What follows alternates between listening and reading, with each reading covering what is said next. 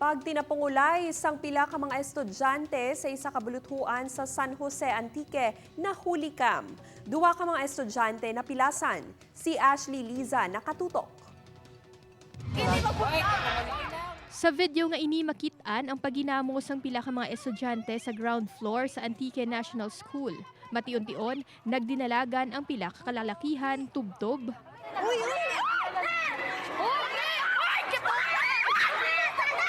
Ginpulihan sa mga ini ang isa ka estudyante. Makita sa video ang isa ka maestro kaupod ang isa pa ka estudyante nga nagtingwa nga buligan ang ginapulihan nga lalaki apang wala diri natapos ang pagtinapungulay. Makita nga ang estudyante nga tuyo kon tani magtambag ang padayon nga gintapungol sang isa pa ka lalaki. Ginkilala ang duwa ka mga ginpulihan nga sanday Ralph Celda, 20 anyos, kag Patrick James Apostol, 19 anyos, lunsay grade 12 students. Si Ralph, ang lalaki sa video, nga tuyo lang kung tani magtambag, apang kaangay nga siya pa napuruhan. May pilas ini sa ulo, kag nagalagob ang mga mata. Dalagan ako.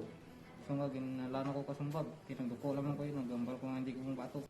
Ginatudlo nagugat ang ginamo sang ginsipa sang grade 9 student nga si John Ray ang bagsang pakaisa ni Patrick. Nabalang ko tanang sir.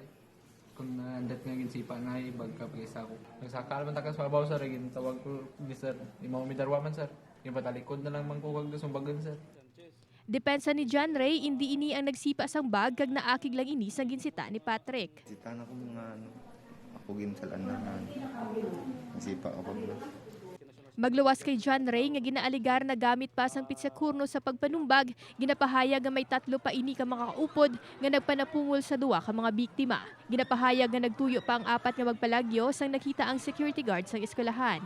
Nagatubangay na ang mga imbolbado upod ang ilang ginagkanan sa prinsipal sang buluthuan. Na desisyonan to nga ang itong na-establish natin nga tanang nanumbag to pagka-refund na ang mga expenses no kang kababata nga na sumbagan na. Liwat nga magasapol ang buluthuan sa mga disciplinary action sa mga ginatudlo, nagpanapungol nga mga estudyante. Balita halin sa San Jose Antique, Ashley Liza, 1 Western Visayas.